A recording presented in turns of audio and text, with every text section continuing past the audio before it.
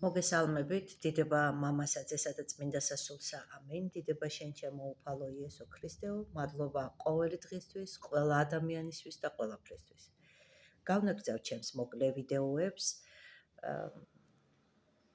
და მინდა ესეთი თემა ისევ მღვდლებზე გავნაგრძო, ისევ მღვდლებზე ვთქვა სათქმელი, რადგან მე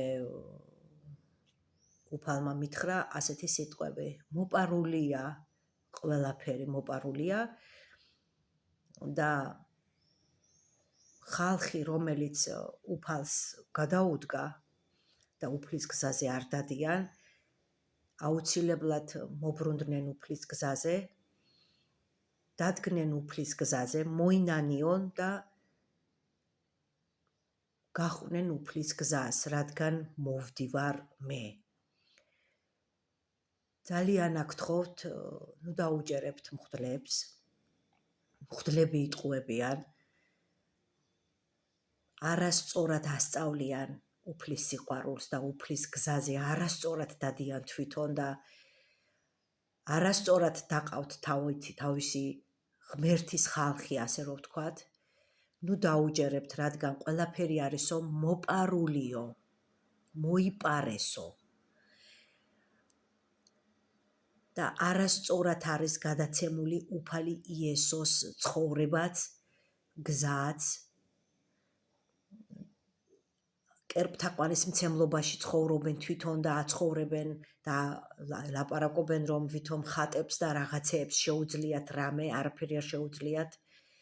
ადამიანი რო კვდება, მიდის და კვდება, всё, იმისი სული არსაით არ გამოდის, არავის და არაფრის ძალა არ აქვს. ერთადერთი ვინც ხატების უკან დგანან არიან ეშმაკები და ყველაფერი უწმიდური სულები, რომლებიც სატანას ყავს, ისინი არიან ყველაფერი, ისინი აკეთებენ, ასე რომ ნუ დაუჯერებთ საერთოდ იმ მღვდლებს, საერთოდ ამ ხატებს, ამ რაღაცებს, სასწაულ მოქმედებს ვითომ რო აკეთებენ, არაფერს არ აკეთებს. ესენი არიან ეშმაკები და სატანის მიმდევრები, ისინი ეგენი არიან, რასაც აკეთებენ, იმიტომ რომ საულის თუ გაიხსენებთ, საული იყო მეფე, რომელმაც გადაუდგა ღმერთს და სულებს იძახებდა, გამოიძახა და ეს და მეფობიდან ჩამოვარდა და საერთოდ საულმა ძალიან ბევრი შეცდომები დაუშვა მის მეფობის დროს, იმიტომ რომ იყო სუსტი აღმოჩნდა, ასე რომ ვთქვათ და არ დაიჯერა ღმერთის და დაუჯერა თავის სულებს და იმეებს რაღაცებს ეშმაკებს. ასე რომ ძალიან აგთხოვთ, გამოდით მღვდლებიდან, იმიტომ რომ თუ ბიბლიას კითხულობს ვინმე და იცის ახალი აღთქმაში რა წერია და მცნებები იცის, ხელთ გეყოლებათ კუმირები და ნუ ხელთ შექმნილი ნურანაირი ხატები და ხატრობა და ის და მithumetes მიდიხართ და კოცნით მერე და ემთხვევით მუხლის ჩოქები და მღვდლებს ხელებზე ჰკოცნით და არანაირი მღვდელი არ არსებობს. ეკლესია არის სხეული ადამიანის, სადაც ცხოვრობს სულიწმიდა. თქვენ თუ სულიწმიდის სიყვარული გაგაჩნიათ, ესე იგი დაფიქრდით, სად ცხოვრობს სული ცხოვრობს სხეულში.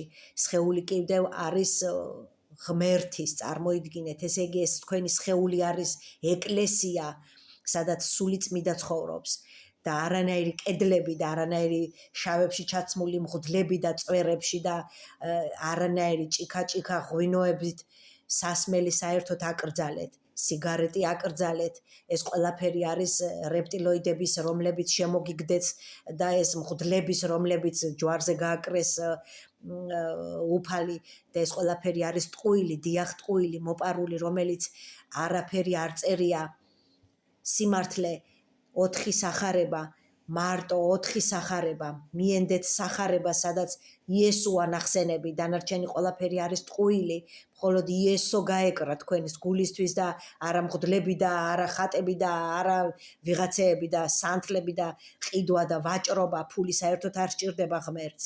ფული საერთოდ არ სჭირდება, ღმერთს სჭირდება თქვენი სუფთა გული, ტვინი, აზროვნება, რომელიც ეთაყვანება მხოლოდ ერთადერთ ღმერთს და არა მღვდლებს და ხატებს. თავი დაანებეთ ყველას და ყველაფერს. მიენდეთ, ჩაღრმავდით თქვენს სულებში, თქვენს გულებში, მიენდეთ უფალს. მხოლოდ იესო ქრისტეა თქვენი გადამრჩენი და არა ეკლესია, ქვები და ეკლესია თქვენ ახართ, სხეულებია თქვენი ეკლესია, სადაც თქვენი ღმერთმა როცა იესო ქრისტე მოვიდა მიწაზე, ყველაფერი გულზე გადმოიტანა. ეკლესიაშია გული თუ თქვენს სხეულებშია გული, გულში წერია აბსოლუტურად ყველაფერი. მიენდეთ უფალს, შეიყვარეთ იესო და იცხოვრეთ გულით, თქვენი სხეულებში გულით. თქვენ ახართ ეკლესიები. ამიტომ ყველაფერი ტყუილია და მოპარულია, რომელიც ვერ გაგაგებინეს ამდენი ხანი.